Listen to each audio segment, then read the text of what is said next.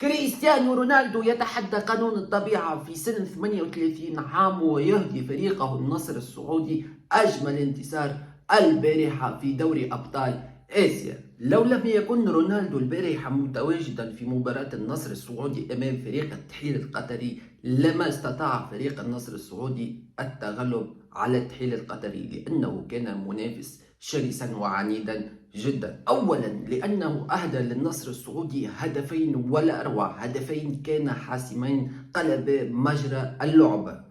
ثانيا شخصيته القيادية وتواضعه داخل الملعب انعكس إيجابيا على باقي عناصر فريق النصر السعودي. رونالدو كل يوم ينافس نفسه ويبعث برسالة مضمونة وصول لكل من يقول أنه لا يستطيع أن يتواجد في كأس العالم المقبلة. لا، رونالدو يقول أستطيع أن أكون متواجد، وبإذن الله أنا الفائز بها، وكأس العالم القادمة ستكون للبرتغال فقط.